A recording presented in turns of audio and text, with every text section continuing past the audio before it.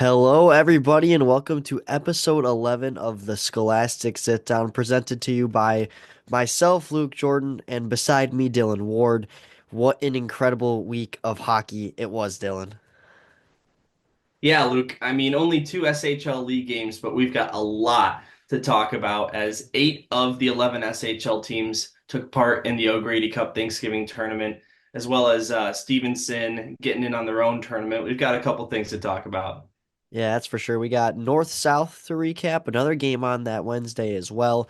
By the way, if you hear a little bit of congestion in me, I'm still coming off of a cold, so just about beat it, but you can still hear it a little bit if you listen closely. At least I can hear it in myself, but we'll go over some of the non or some of the actual SHL games, then the non-SHL games, including the O'Grady tournament. We'll talk with our special guest today, who is actually none other than Wes Anderson. He is typically our sideline guy or color guy in SHL Network, formerly a triple A goalie, great goalie. We'll get to hear all about him, about his career and what brought him here. Then we'll talk outside the SHL. We'll talk standings and we'll talk the future schedule, which there aren't as many games this week as you would think, but we're building back up into it as we get into the heavy haul in December.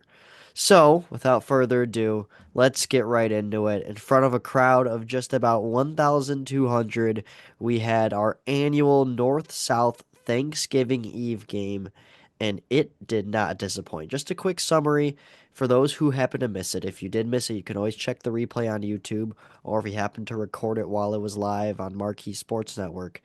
GBN were the favorites of this one. They came out with a 2-0 lead. They seemed in control, and then a second period really turned the tide for the Glenbrook South Titans. 4 goals in that second period.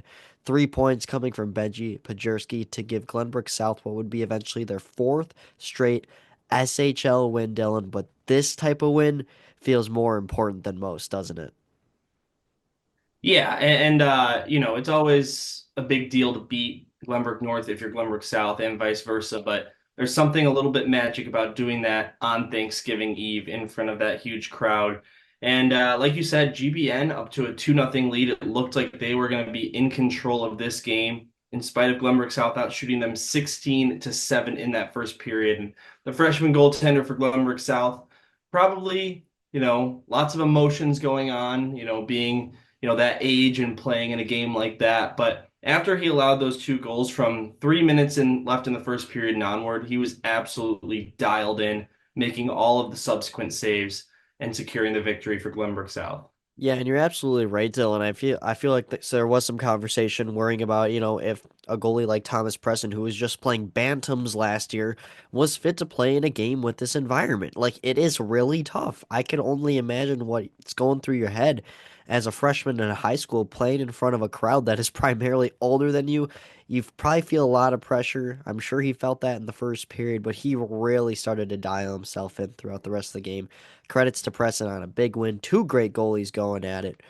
Raderman really just didn't stand a chance on a couple of those chances from Glenbrook South. They were just teeing it up on him, finding some really good holes in the GBN defense. Gave us what was a cinematic game, one that we thought could have been boring at the start, but boy, did South make it entertaining. There was one other game on Wednesday night. It was St. Viator and Stevenson, another rivalry that will actually be this week's game of the week. This one at Twin Rinks, just like the next one will be, and St. Viator took care of business, a 4-1 victory over Stevenson. The lone goal from the Patriots was a shorthander from James Brown. Other than that, Brock Harrer was nearly perfect, stopping 20 out of 21. Dylan, any takeaways from this game? Well, just that, St. Viator is continuing to prove themselves each and every night as a top contender for the state championship. They went off to a good start, and I think we talked about on the podcast, will this keep going? Will they stay where they are in the standings? And we'll get to our standings recap as well later in this episode. But St. Viator, huge win for them. That was their 10th win in league play, and especially to do it against your rival on the road. I don't care what Stevenson's record is. That's a huge win for St. Viator. 4 unique goal scorers. The depth really shined in this one. Absolutely, Dylan. Now we're going to get a chance to talk to Wes Anderson, one of our SHL network members. Always so funny off the mic, so always so informative on the mic. You're going to get to see his personality right now. And we're here with Wes Anderson, our Week 11 special guest. A lot of these last few episodes, we've been bringing in, team representatives from the SHL, but now we have an SHL network analyst alongside us. He's played goalie at just about every AAA team you could name. Wes, how are we doing today? We're doing good, guys. It's good to see you. It's been what, 24 hours since I saw you last, so Yeah, good to be back and kicking it with you guys. absolutely. Well, most of the viewers here know who you are, but they don't really know how you got here. So tell me about your upbringing, just playing hockey, and then eventually how you found the SHL network. Yeah, Luke, that's funny. I feel like when we're like on air, we're only talking about the players, and you guys have done like so much great work with the network too, right? So we never really like talking about ourselves. But I grew up in Evanston. That's how I know our fearless leader and our commissioner Max Anderson. We actually went to high school together. Um, Yeah, so I started playing hockey, I think when I was 5. I got into it because my sister was a figure skater and I was always at the rink and my parents wanted me to be a figure skater as well. And then one day I saw a bunch of guys playing hockey and I kind of just looked at my dad and was like, yeah, like that's what I want to do. So that's how I got into hockey. And then through that, played at the Mission and for Team Illinois growing up. Was thinking about going to play in college. I got sick my senior year, so unfortunately I had to stop playing hockey. And then, went to school at DePaul, just kind of lived like the normal college lifestyle there. And then I want to say in like 2018, Max gave me a call and was like, hey, like, ever thought about just like talking hockey on a broadcast? And I was like, sure. And I think it was like Stevenson St. Viator up at Twin Rinks. And it might have been like the worst broadcast I had ever done. I didn't know what I was saying. Like I was trying to like come up with like analysis on the spot and like just had no idea what I was talking about. So we've evolved a lot over those 6 years, if you want to call it that. I'm pretty sure that call is like somewhere up on the YouTube right now. So if people want to go embarrass me, like by all means, Dylan, you can go and clip that. But yeah, that's basically how I got into it. I didn't really have like a background in broadcasting at all. I just played hockey for over 10 years and Max gave me a call and just kind of been flowing through that ever since.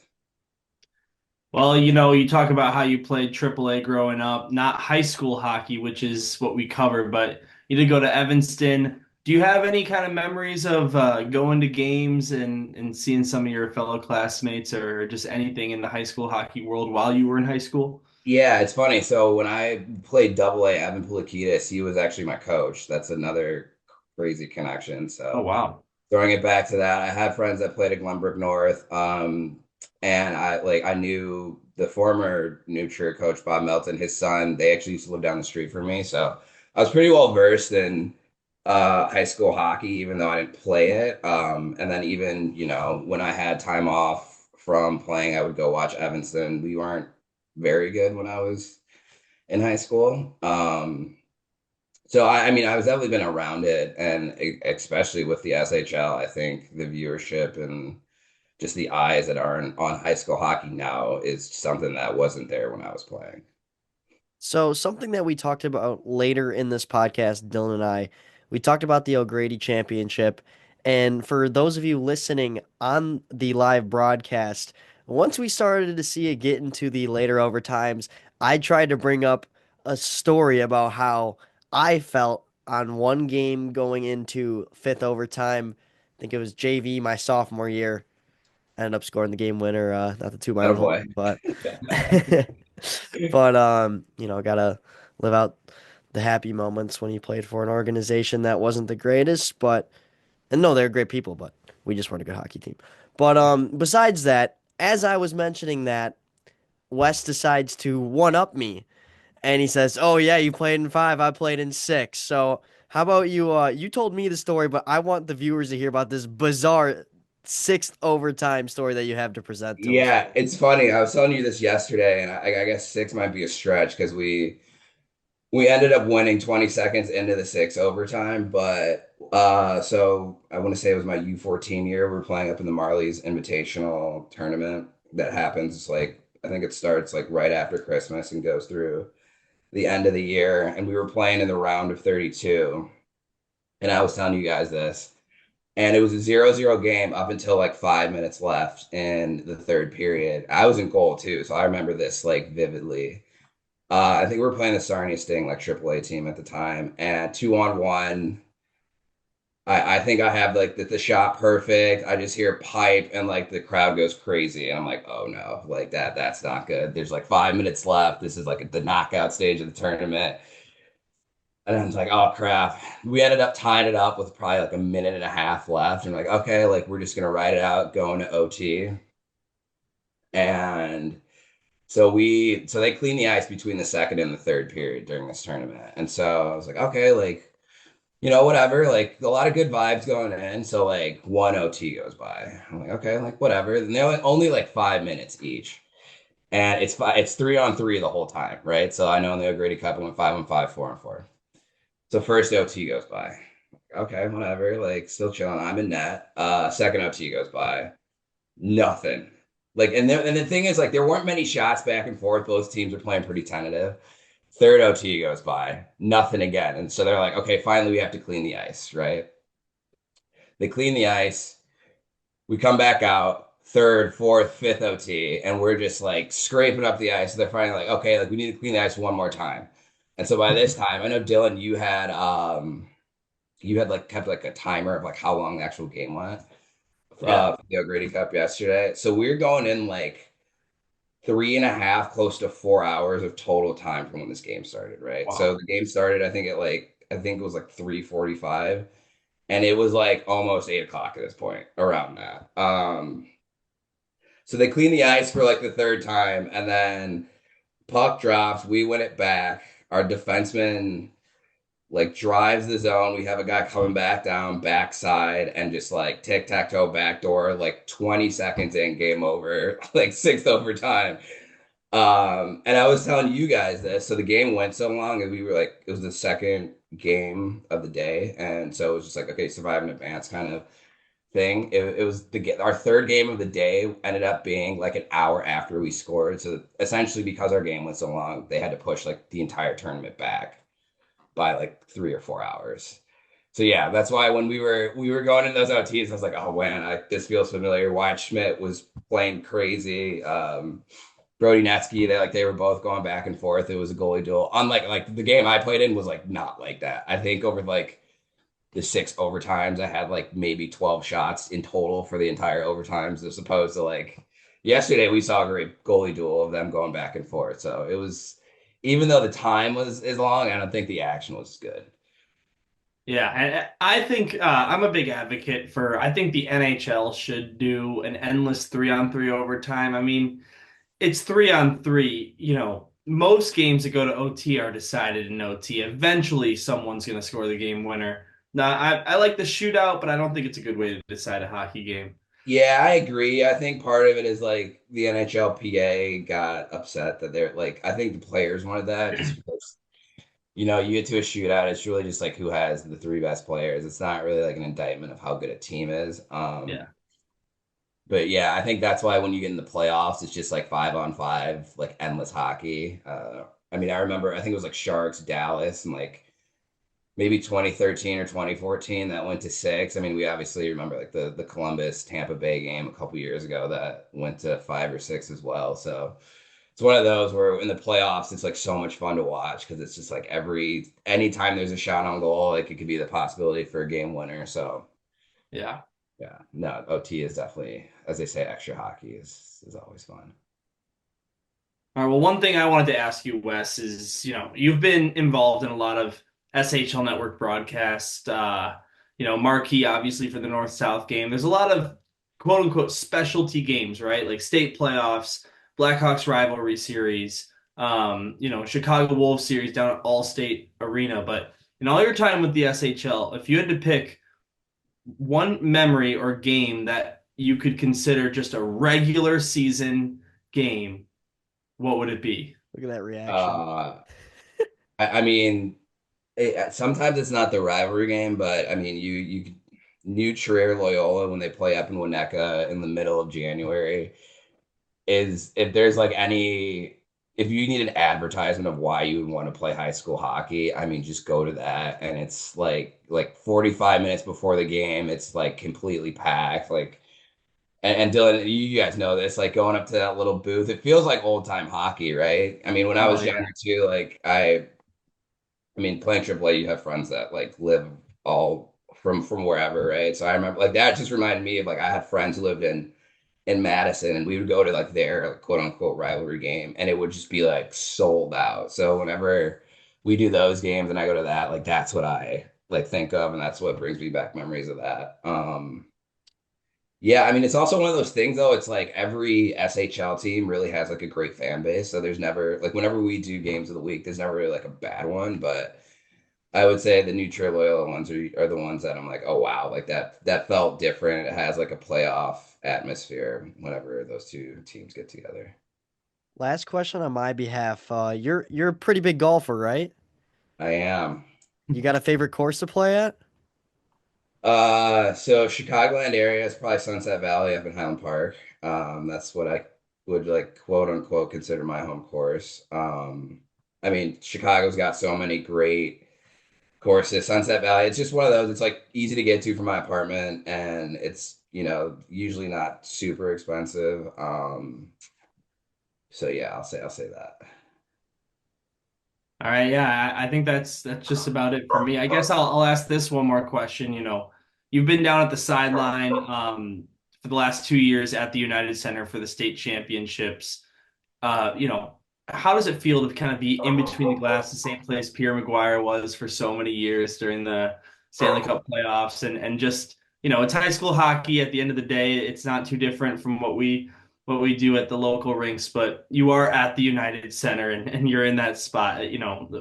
What are some memories you have from those two games? It's kind of surreal, right? So I think the first time we did it, Jonathan Toews was still on the team, and I remember you're in there in between periods, right? We can't come back up to the booth like we would do if we're at like Centennial or whatever. So you're just like in their locker room, and most times I'm just by myself, right? And so I'm just kind of like taking everything in. And I remember I sat down, and my buddy was like texting me, like, "Oh, like we're listening to you, like you sound so good." And I like just sent him a picture, and I was like, just so happened to be in Taze's stall. So that was crazy. And then Wow. you walk out through the same tunnel they do, and it's like, wow, this is how they feel. You feel like you're an NHLer for the 3-4 hours that we're there, right? So it's crazy being there, and I mean, the 2-3 times that we've been there, the games have been incredible. So there's just always great memories of going down there and being in that rink. It's a nice little nugget. Never knew you got to sit on the same seat as Taser. That's pretty sweet. But Wes, you see that sickness is getting to me now. Thank you so much for being on episode 11. Real pleasure to have you. Pick your goalie mind a little bit, find some stories, and have a good rest of your week, man. Thanks, boys. It was Yeah. good. Thanks so Good much, talking to Russ. you. All right, take care. All right, see you, buddy. And that, ladies and gentlemen, none other than Wes Anderson. Happy to have an SHL Network member back on the podcast. It's been quite a while. We've had a lot of team representatives coming in and out, but always nice to hear from a great goalie mind of Wes Anderson, who played at programs like Chicago Mission AAA, Team Illinois AAA, CYA AAA, and the Madison Capitals AAA squadron. So he has really seen it all at the top level. And Dylan, he actually talked to us on Sunday's broadcast about how he experienced a six overtime game back when he was playing AAA up in a tournament in Toronto. I could not imagine I could not imagine what you could go through for that. Obviously we saw the 5 OT game on Sunday, but it leaves you wondering. Yeah, yeah, and we're gonna get to that. I think we got a little O'Grady recap up next. We sure do. Let's talk O'Grady recap. So, it was quite a bizarre tournament. Me and you sat down. We talked about pool predictions, semifinal predictions, championship predictions, all that. And let's dive right into it. Let's look at Pool A. So, Pool A was quite interesting, Dylan. You talk about Bennett, Loyola, Maine, and Carmel. And really, I labeled this as my favorite pool to watch for good reason. I thought there were four teams in really good contention that had a shot at winning this pool. And it really ended up to be that way. Loyola was the favorites, but man, how about Bennett Academy this year? Really just proving a name for themselves and coming out 3-0 of Pool A, beating Loyola, Carmel, and Maine. Dylan, that is some crazy stuff. Yeah, and it's it's something that you predicted as well. So kudos to you for that. But my biggest shocker here is Loyola. I mean, this is their tournament. They're the hosts. They usually take it very seriously, and not to say that they didn't, but they didn't win a game in regulation here. They beat Carmel in OT, then Maine in OT, both of those 6-5 final scores, by the way. And then on the last day, they needed a regulation winner against Bennett, and they dropped it 5-1. And they did not make the semifinals of their own tournament, which is something that has not happened in quite some time. But, you know, gotta give Bennett their flowers. Like you said, 3-0-0. All three of their pool wins were in regulation as well. So Bennett came out of that group and made the semifinals. Then hopping over to Pool B, we saw Glenbrook North, Chicago North, York, and Providence Catholic. My pick for this pool was York, and Dylan, I believe yours was Glenbrook North, and It you was. happen to have me on this one. The Dukes end up going 1-2 in Pool number B. They actually took a traumatizing loss to Chicago North, and Chicago North, although coming just a hair short of making the semifinals, they still really impressed me.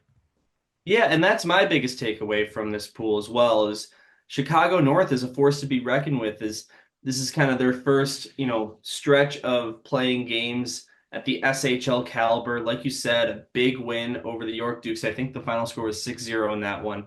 And then it came down to a game against Glenbrook North, one of the best teams in the state, in which the winner outright would advance to the semifinals. The game went all the way to a shootout, tied 2-2 before Glenbrook North took that. So a shootout goal away from the semifinals were Chicago North in that one. So, Chicago North sort of putting themselves on the map here in the state of Illinois. Then Pool C, New Trier Green happened to handle business. They had opponents of Evanston, Brother Rice, and Fenwick, and they made it look easy, beating Fenwick 6-0, an SHL foe. Evanston out of the IHSHL North Central could only put up two on New Trier. That was the most that New Trier allowed until the semifinal, but the Trevians still pursued 5-2 victory there. Then they played undefeated in the CCHL, Brother Rice, and beat them 5-1. So they would end up grabbing, shockingly, the 2 seed in the O'Grady semifinals. Yeah, when we talked to Coach Adam Cheris before the championship game, he gave kudos to Evanston and Brother Rice. He said that they were tough competitors. Evanston actually outshot them by 27-26 in their game.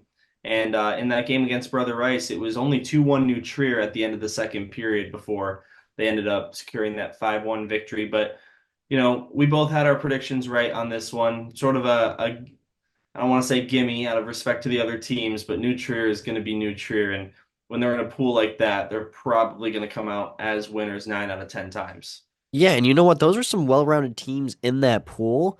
It's just statistically, New Trier has a better this, a better that. It's tough to fare against the number one team in the state. So yeah, obviously you're most times you're going to lose, but credits to them for you know bringing it within 3-4 goals because not a lot of teams in the state can do that against a team like New Trier. So credits to the Trevians.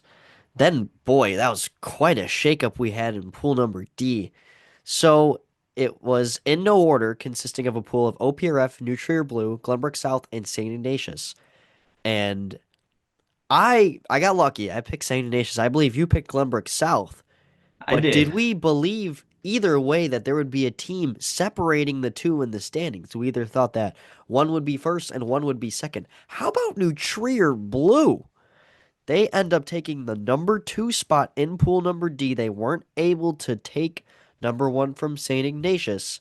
So they were this close as a varsity two team to making the O'Grady semifinals. But wow, I mean, a 2-1-0 record handling OPRF, beating Glenbrook South into a game that they were up 5-0. Glenbrook South then went on to score 4 goals. It just wasn't enough.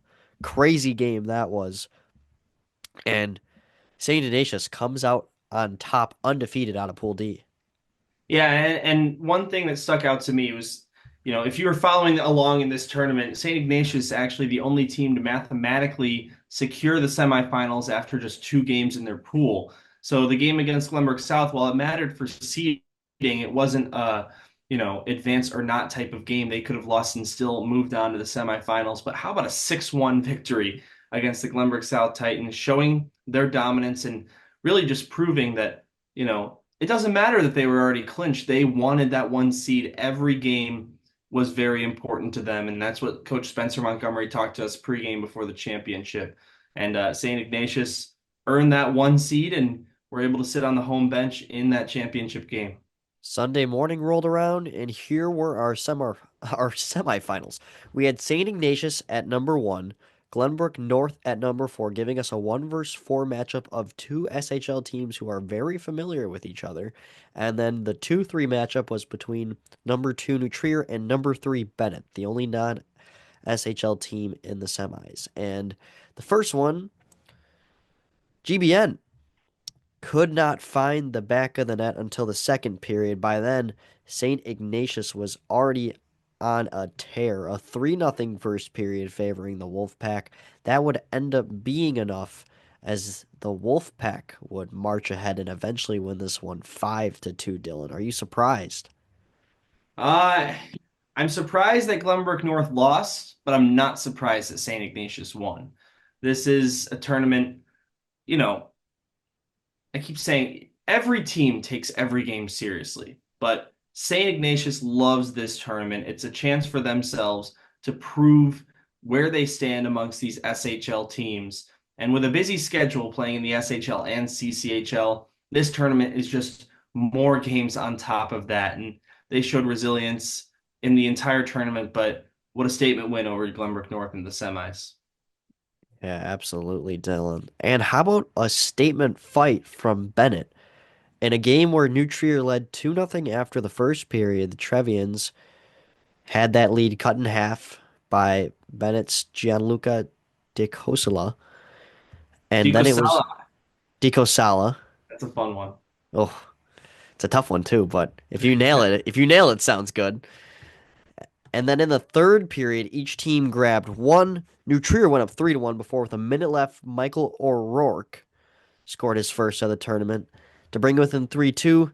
They tried pulling the goalie, nothing would work to get by the Trevians, and although really coming close within shots on goal, Bennett just so close to beating New Trier and being a non-SHL team in the final. I believe the first team to do it since St. Ignatius did a few years back, right? Yeah. But then they ended up being short anyway. 3-2 loss to the Trevians, who would move on to the O'Grady Championship. Any thoughts on this one? Yeah, I mean, this is Bennett who had just beaten Loyola to secure their spot in the semifinals. They wanted this win against New Trier and they fought for it really hard. Like you said, a 3-2 final score and uh, a very close chance at the end with the goalie pulled, but a great save by Wyatt Schmidt to keep it alive. And the Trevians come away with the victory in this one, advance to the final for the first time since 2022, but not without a great fight by the Red Wings. Yeah, absolutely. And that gave us a cinematic championship. Boy, we were met with St. Ignatius and New Trier. We had Wes Anderson, who was actually just on this call with us. Me and Dylan up top, Wes down low, watching a chess match of a hockey game. There were no goals until the third period. And we're talking beyond 12 minutes into the third period, where Hans Huber was able to get on the board. Then, in a game that we thought was over, St. Ignatius trying to pull Brody Netsky out of the net, they end up getting a chance in front. And it's actually not even a St. Ignatius player that touches it last. It's thrown off a Trevian skater, and it threw Wyatt Schmidt off. That seemed to be the only way to beat Wyatt Schmidt with the way that he was playing hockey. And Austin Haynes gets credited the goal. And with 21 seconds left, we realized that we were probably headed to overtime. Yeah, and I think I said on the play-by-play, if you didn't watch the game, go do it. It was me and Luke on the Absolutely. call, like you said, Luke. I said, this is endless overtime, so we might be here for a while. When I said that, I didn't actually think we would be, but maybe I should have since it was 0-0 for such a long time. It started with 5 minutes of 5-on-5, then 5 minutes of 4-on-4, and then more periods of 3-on-3. And as a matter of fact, this game could have been six overtimes, Yeah. but at the start of the fifth overtime, they just threw 20 minutes up on the clock and said, we're not going to have a buzzer go off just to switch sides after it's been going on this long. So the game winning goal was actually scored 5 minutes and 29 seconds into OT number five. So, yes, it could have been six overtimes by the way the time goes. But Charlie Jeremy will get the goal, but a selfless play, as you said on air, Luke, by Jackson Bossert, who had a partial breakaway down the right wing side, but he had a defender on him. Had not scored a point in the tournament to that point, but selflessly dropped it off for his man, Charlie Jeremy. And then he went backhand 5-hole against Wyatt Schmidt, who had an incredible night. And the Wolfpack take it 2-1 in the fifth overtime period. How about the shots in this one? 47-45 in favor of the Wolfpack. Yeah, no, those goalies looked unstoppable. I didn't know if anybody was going to score or if they'd have to eventually call the game off. That was going through my head through a majority of that third period before Hans Huber finally broke the scoring. But hey, I mean, we're talking about it. We might as well show you it. So here's the clip of the overtime winner from Charlie Jeremy. Equipment issue, perhaps, with one of his straps on his helmet. Therefore, you have to be taken off the ice before you can come back on. This long stretch pass finds a man. It's Jackson Bossert. He turns on the Jets, leaves it for Jeremy. Backhander, he scores!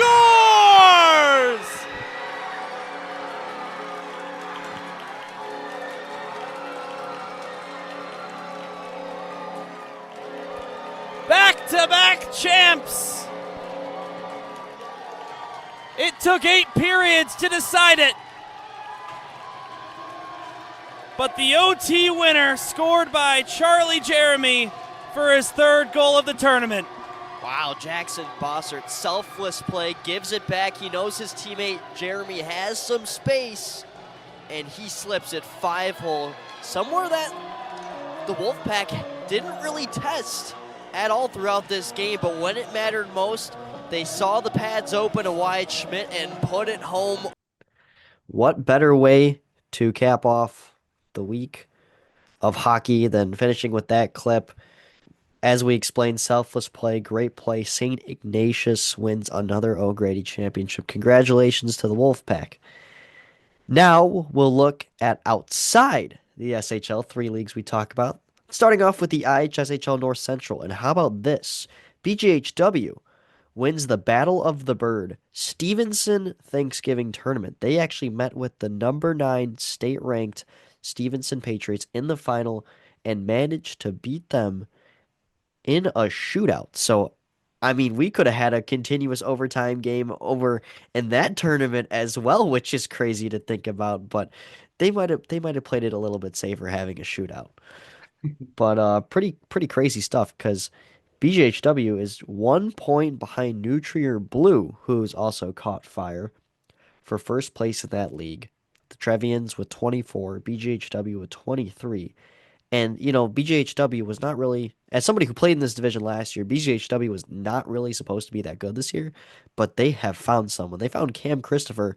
They were able to get him from the Northwest Chargers travel program. He has scored 29 points in 12 league games, Dylan. That is video game numbers. Yeah. That is the reason that this Stampede offense has been so good, and BGHW has slowly risen into a combined state contender. It's some pretty crazy stuff over there in the North Central. Looking at the CCHL, Chicago Catholic Hockey League, Bennett is still undefeated, although losing to New Trier this weekend. We're talking league play. So they're 11-0-0 in the CCHL alone, and they're one of two undefeated teams left. Brother Rice, who is number 5. St. Ignatius is number 2, Fenwick is number 3, and Providence Catholic is number 4. Those are all 5 O'Grady participants. Did you say that all those teams are undefeated? No, sorry, those were rounding out the top 5. Oh, So, okay. Got it. Got yeah, no, I mean, fair enough to take it that way. But yes, Bennett and Brother Rice are undefeated, but Brother Rice has only played 5 games. So, sorry to mix everybody up, but Brother Rice is number 5. They're 5-0-0. But since Providence Catholic, Fenwick, and St. Ignatius have played a loads more games, they have found more points and been able to climb above Brother Rice in the standings. Looking over to the IHSHL West, number 4 and number 5 number 4 Glenbard and number 5 Plainfield have a big game tonight, hypothetically Tuesday night. You're seeing this on Tuesday. This is a 9:20 puck drop at Rocket Ice Arena, but these are two teams who we've been waiting to play in the West. Should be a good one. Maine is still at the top of the West. They're number 1. The defending state champion Warriors are number 2. OPRF, who had a pretty impressive O'Grady tournament. They did not win any games, but Dylan, we saw it with the GBS game. They fought, and that's what's brought them to number 3 in the West. They have won 4 straight in the West Division. I mean, you saw that OPRF GBS game with your own eyes. What did you see out of the Huskies? Lots of they were doing a good job at defending the points in their defensive zone, not allowing a lot of clean passes against Glenbrook South. And this OPRF team was in the SHL not too long ago, with David Andolina kind of leading the way for that team back in the 21-22 season. I guess they just thought that they could probably jump on a Glenbrook South team that's coming off that big win, maybe doesn't have as much gas in the tank as they would. And like you said, Luke, nearly beat them 1-0 without that game-tying goal in the final minute. And with that, now we are going to talk about the standings. So, we're going to let you see right in 3, 2, 1. Here is a look at your standings as you see there on your screen. If you're listening, just audio, I'll read them off for you anyway. Let's look at the top. New Trier Green is still on top of the podium. Hypothetically speaking, they are tied for the number 2 spot, who will reveal in a moment, with 24 points, but New Trier has played 15 games while opponent B has played 18 games. So I would have to say New Trier is probably not losing 3 games in a row, Dylan. Yeah, and that's the thing about when you look at hockey standings, it's not like any other sport with the win percentage, it is that points. So if you really want to get the best picture, you look at the points percentage, and they've got a 800 points percentage. So and they haven't lost any in OT, so the win percentage is the exact same at 800. Number 2, that opponent who is right on the edge of New Trier Green is St. Ignatius. They played 18 games in 11-5 and 2 record, winning 4 SHL games in a row. At number 3, it is GBN. Although losing that game to South, their record only falls to 11-3, and they've won still 3 out of their last 5. At number 4, it's Loyola, who is honestly, Dylan, looking at it, their points percentage is good, but when you look at overall wins, losses, it's pretty shocking to see that they're at really 9-7, but able to grab 3 of those losses in overtime to keep their point total at 21, which is only 3 behind the Trevians. Yeah, and Luke, if you remember, they were once 9-1-3, but before that O'Grady Cup, they had lost 3 straight SHL games in regulation time. So sort of slipping down the standings a little bit. But at the end of the day, it is Loyola. I think they're going to find their groove at some point. They've got a big game against Glenbrook South on Tuesday, which we'll get to. And yeah, just looking at these standings, Dylan, you look at the top 5, that's 5 teams within 3 points. And rounding out that top 5, who's played as many games as New Trier, is St. Viator. They are 10-4-1 But look at that last five column. They've won four of their last five. They have a 700 points percentage. And like we mentioned, they're heating up, Dylan. Yeah, St. Viator, forced to be reckoned with a 10-4-1 record is excellent. 700 points percentage. They're actually sitting in third place in the league by points percentage at this stage with only 15 games played. So we'll see how they approach this last stretch before winter break. Glenbrook South, as we mentioned earlier, four straight SHL wins, a 9-4-1 record. They're at 19 points, so a win would bring them within the number four spot. They would be tied for as many points as Loyola and St. Fider. At number seven, it's York, 7-9-3. But look at that, four straight wins. I mean, Dylan, it was something crazy a couple of weeks ago, maybe a month ago, but they were like 3-9-2 or something Yeah. crazy like that. Yeah, I mean, York has found a groove here, and they haven't played an SHL game in a while. I think they had last week off. Well, so did a lot of teams, but the week before that as well. But they'll get back to SHL play this week, and they're going to look to stay hot and get that last five column into five straight W's. Right after them, it's Lake Forest, who is 1 point behind but has played two more games than York. At number nine, it is Stevenson, who is 6-9-1, losing four of their last five, trying to find their way to get back on track. One advantage they do have on a lot of these teams in the bottom of the barrel is they have played a lot less games. You're talking about Stevenson playing 16, while York 19, Lake Forest 21. And then behind Stevenson is number 10, Carmel, with 17 games, a 6-10-1 record. I mean, the Patriots and the Corsairs could not be much more even.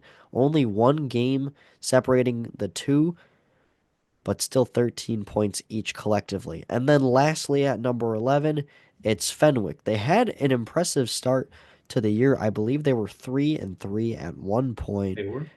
but just slowly over time they have just started to be I mean, they've started to been handled by a lot of these teams, and a lot of them aren't even bad losses. It's just a lot of close games, but you talk about playing all these great teams, somebody's got to end up on the losing side. Luke, where have I heard that story before? The Blackhawks, in a lot of games, close Yes. games, they lost to the league leaders by points percentage, the Minnesota Wild by a final score of 3-2. That was on the road as well. So, that's the thing is at the end of the day, these standings are not by goal differential; they're by wins and losses. So you gotta come out and try to win the game. And if you lose 32 in regulation or if you lose 10-0 in regulation, the points are the same. So you got to take it one game at a time. I want to look at the bottom of the standings. As we know, top eight teams in the SHL qualify for the playoffs, leaving three teams out, which is currently Stevenson, Carmel, and Fenwick. And you talked about how they have way fewer games played. Lake Forest, 21 games played and 16 points. They're actually the 10th ranked team in the SHL by percentage. So while it looks like they've got that eighth place locked in, at least for right now, with a 3 point lead. Any of these teams in the bottom can get hot, especially looking at Stevenson and Carmel, and it's really going to be a bloodbath. I'm looking forward to seeing who's going to get that eighth playoff spot here in the S. Absolutely, Dylan. And now we take a look at this week's preview. We have 9 games. Last week, obviously not a lot of league games. I believe the week before that, not as much either. But then you talk about 3 weeks back, we were having spans of 15 games, 13 to 15 games each week. So this has been a little bit of a slowdown. But either way, we have some great matchups on tap. So let's dive straight into them. You're seeing this game tonight since this podcast is airing on a Tuesday. 7:40 p.m. at the GIC. Glenbrook South hosting Loyola. A big matchup there. You're talking about two teams that are pretty close within the standings, Dylan. Yeah, and this is actually their first meeting of the season in any competition as well. So at this point in the SHL, not a lot of teams are playing each other for the first time. Everyone's got at least one against most, but here in December, Loyola and GBS meeting for the first time. Then we would flip over to Wednesday, where we also have one game, 8 p.m. at the magical place of the Alumni Memorial Fieldhouse. Lake Forest is hosting number 2 ranked in state Glenbrook North. And here's a note that we will mention. We will dry out this note every podcast. Lake Forest is 7-2-1 at home, but they are 0-10-1 on the road. And you mentioned earlier, Dylan, about how they are going to really need to fight for that number 8 spot. This game is important, but Lake Forest really has to get their groove on the road as well if they want to secure a playoff spot. Yeah, no doubt about that. But this home magic has been incredible from the Lake Forest Scouts. Some huge wins over some top-ranked opponents, and Glenbrook North going to be a good test for them. Then Thursday, December 5th, it's Fenwick taking on New Trier. This is a Fenwick squad that's last win was November 2nd, but of course they've only played 5 games within that time span, so it's been tough to catch up. But you never know what can happen, Dylan. We saw the Barrington New Trier a couple years back. That always brings memories seeing that game happen. But don't rule the Friars out. That's all I can say. Going over to, or did you have something to say, Dylan? Sorry. No, really all I was going to say is this is a Grady rematch from just a few days ago. They were in the same group, and New Trier handled them 6-0. So we'll see if they carry some momentum in. And also, New Trier playing at Centennial Ice Rink for this one of only 2 games in the SHL for them at Centennial, which is one of their home rinks. Yeah, they share a lot of rinks, mainly playing out of, you said, Winnetka and North Shore typically, right? Yes. Yes, okay. Sorry, I And then nodded. You might have gotten a bad reception on that one. all good, all good. Saturday, December 7th, we have 3 games. This is tied for the most games we have all week. Saturday and Sunday, we each have 3. Here's the Saturday slate. I'm just going to lay it down. We have at 1:50 New Trier and Carmel at Glacier Ice Arena. At 6:30, it's St. Viator and Stevenson, our SHL game of the week. Join me, Max, and Ian for that broadcast. Then at 7:50 to close out the night, another fun one, St. Ignatius and Loyola. Dylan, any games that stick out from there? Certainly, game of the week will be exciting with the rivalry, but St. Ignatius and Loyola sticks out to me after St. Ignatius comes in, wins that Loyola O'Grady tournament, and Loyola in probably is going to hope for a huge response after their performance in the tournament, and none other test than playing the St. Ignatius Wolfpack. But that game, of course, home for Loyola at Heartland. St. Ignatius with a couple of games at American Heartland Ice Arena as of late in that tournament. So we'll see what happens there. And Dylan, as we lay down these 3 Sunday games, I want you to get thinking about your game of the week selection because I sure have mine, and it's coming out of the Sunday slate. We start off 5:30 p.m. Stevenson and New Trier at North Shore Ice Arena. Then 6:45, it's a red hot York Dukes going on the road to take on Fenwick, but not really on the road. It's at the edge, so both teams have played out of there before, and York is not too far from there at all. Then at 7 p.m., my pick for game of the week. Loyola is on the road to take on St. Viator. This is going to be a very fun one. And not only that, we've already seen a fun one out of these 2 teams. I believe it was a pink in the rink game for St. Viator. The barn was packed last time at MPIA, and St. Viator won the last one 4-3 in shootout. I expect nothing less of a cinematic game between these 2, Dylan. What is your pick for your game of the week?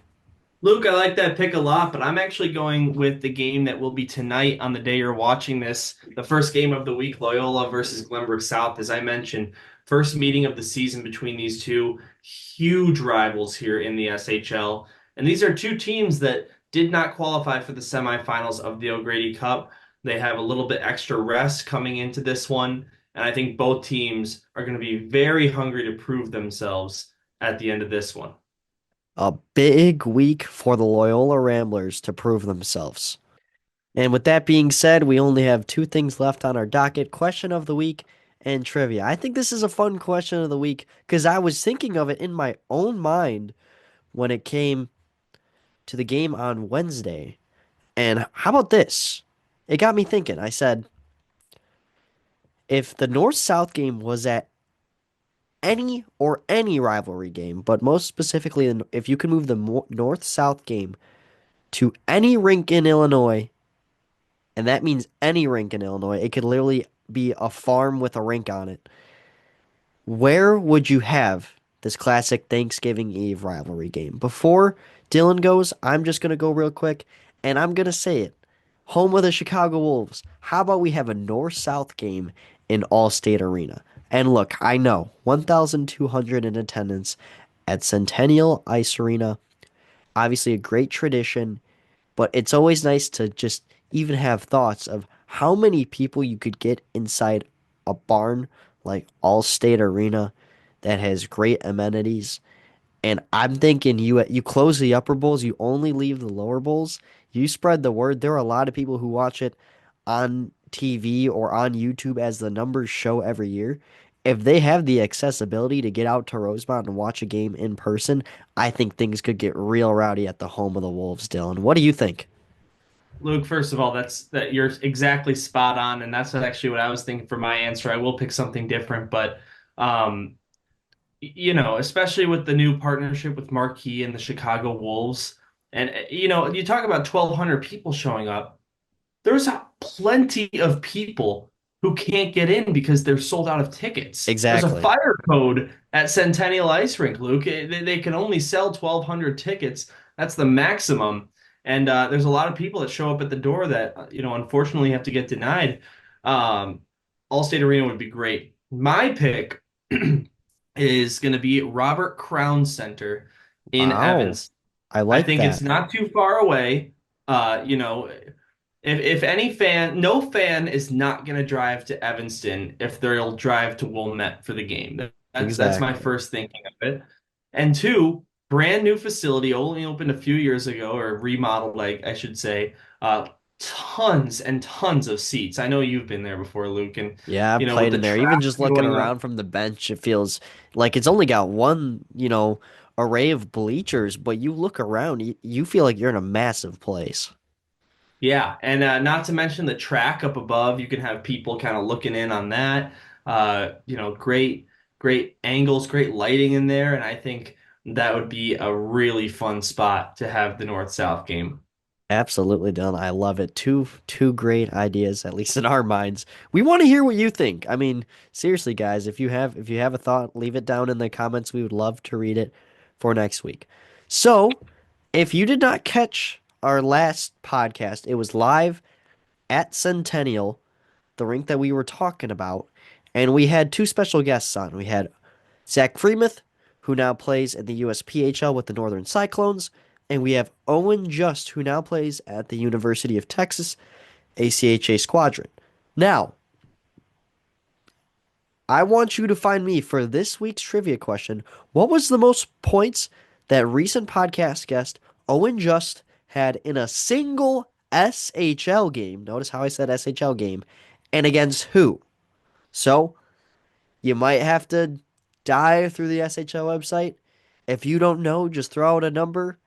I mean, I believe that some of you could probably throw out a number and still get this. The opponent might be tough, but we'll just have to wait and see. So that's our fun little trivia question left for next week. And before we sign off, Dylan, I was saving this story for today just to shock you. So we were cleaning up for the North South game on Wednesday, and you were doing the JV game after for the South Hockey Network. And as I was wrangling up, I don't even think I was wrangling up a wire. I think I was on my phone because I don't make a lot of use during the cleanup. I'm still trying to learn all the technology and everything, as many people, but myself especially. I don't know how Jimmy remembers all that stuff. But anyway, long story short, I hear somebody say Luke, and I was like, I don't recognize that voice at all. Who is that? And he goes, "Yeah, I'm Dana Loken. I am the guy who answers all the trivia questions." And he was like, "My Oh, son no way. plays for GVN JV." And I was like, "No way." It was really nice. We had a really nice conversation. So that's just a reminder. If you guys happen to see us in public, say hello. It makes our days. We'd love to make yours. Just talk hockey with you. But that seriously made my night. I was like, wow, that's really cool that we got somebody we mentioned every episode we got to meet at the end. So Yeah, and a huge shout out to Dana Loken as well. I mean, look, I know we have our usual podcast listeners, but as of right now, Dana has the belt for our number one fan, always answering the trivia questions and always first to answer. And as a matter of fact, Luke, you just asked that trivia question about Owen Just. This podcast is not going live till tomorrow. I'm sure Dana already is tapped into our computer, heard the question, and has his answer ready to go. I kid, of course, but seriously, Dana, thank you so much for watching, and you've always just been a name to us. But that's a really cool story that you actually got to meet the face behind the trivia guru. Yeah, I'm a Spartans JV fan now. Go North. Yeah, And without yeah, they're further a ado, that'll wagon at do it Navy Love. for episode number 11. It's crazy. It's been 11 episodes. We say that every episode, but boy, do we keep climbing. It's been nothing but fun. Dylan Ward beside me. I think he's on the right, this way. My camera's inverted. I Yeah. think so. That's how it looks, at least when I'm editing it. But for Dylan, I'm Luke Jorden signing off on episode number 11. Hope you enjoyed as always, and we'll see you next week for episode 12.